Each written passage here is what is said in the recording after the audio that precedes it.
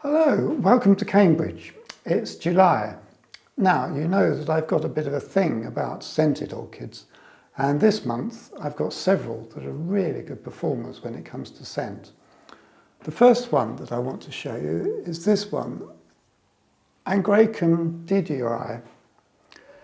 I used to have a very similar species, Angraecum elephantinum, but I inadvertently, in the winter I think it was, got some water in the leaf axils for too long and I lost it. Well, I killed it, which was silly really. The interesting thing is that elephantinum and didieri flowered at exactly the same time. They looked exactly the same and had exactly the same scent. So whether this is didieri or elephantinum, I'm not quite sure. I checked on the internet a little while ago, and there are 3 species, including didieri, elephantinum and rutenbergianum, that are very similar and often confused. Anyway, without going into any more detail, I'm going to carry on calling this didieri. Over the years, having started off with it growing in a small wooden sort of basket or sort of pot that I made, this has deteriorated, but meanwhile the plant itself has bushed out and formed really quite a sort of mass of side shoots, and it flowers incredibly reliably every year. Now, there's no scent at the moment because this is a night perfumed orchid. The perfume starts becoming apparent about 7 or 8 o'clock in the evening. And it has, of all the orchids that I've got in here at the moment, this perhaps has the spiciest, most delicious fragrance of all.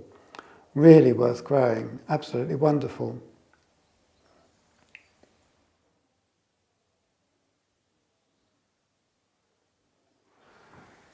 Now, I've got several Brassavolas which I like because they have this rather elegant terete foliage. And they hang high up where they get plenty of light and air movement, because I've got a fan up the top and a fan down the bottom, which I've switched off at the moment for filming, but they normally waft the air gently around. And the thing about Brassavolas is that the flowers are not only beautifully scented at night, but they're also quite long lasting, probably about 2 or maybe even 3 weeks. So this one has been out for 2 weeks already and is looking absolutely perfect still. And there's some more flowers coming, so they provide a really beautiful scent for quite a long time.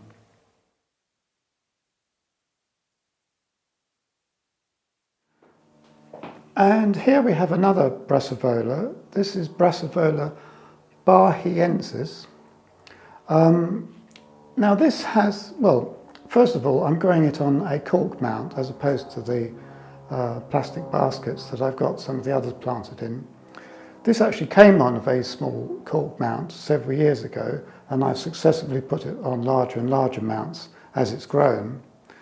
The roots, as you can see, are going all around the mount and around the back. This also hangs high up where it gets plenty of light and air movement. I probably should have started filming this a couple of weeks ago because it's just beginning to grow over. You can see there's a couple of flowers that are not looking so good at the moment. But of all the Brassavolas I've got, this one has probably the sweetest, most vanilla-like scent. It's really delightful to come in the evening and smell it. It's absolutely wonderful. And very elegant. I really like the Brassavolas. They're incredibly worth growing, particularly if you enjoy scented orchids.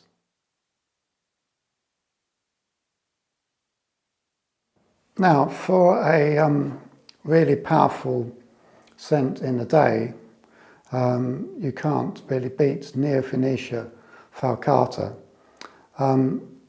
This has been out for 2 or 3 weeks in flower. These are the later flowers. There's one spike that has lost all its flowers, and then a couple more that are just beginning to grow over. You see a lot of Neofinetias grown in the traditional Japanese manner, but this one came on a wooden mount, and I've kept it like that, and it seems really happy. I think growing them on a mount means that they present themselves in a very elegant and natural way. It's quite humid in here, so I'm sure this wouldn't be suitable if you were growing them indoors. But in here, it works really well. The roots are really healthy, and the flowers, I think, display really elegantly. Now, just before I go, I must show you this. This is Maxillaria shepheardii, which came from Equigenera. Like quite a few of my orchids, it's the result of asking which ones they had that were really highly scented, and they recommended this one. It has a sort of medium sort of strength gardenia type scent during the day, which is useful. It likes to be cool and moist, and I must admit I have a bit of trouble keeping it moist enough when it needs to be kept moist. But nevertheless, it's grown really well. There's a couple of the older leaves here which are now just beginning to drop off. I don't like to cut leaves off until they've dropped naturally or nearly about to do so. But admittedly, they look a little bit unsightly at the moment. But if you can ignore those, the plant itself is really magnificent. A great scent and a lovely looking thing. It's not going to be looking for very long. They don't last a long time, but when it is in flower, it looks lovely. So I hope you've enjoyed that, and see you in the next one.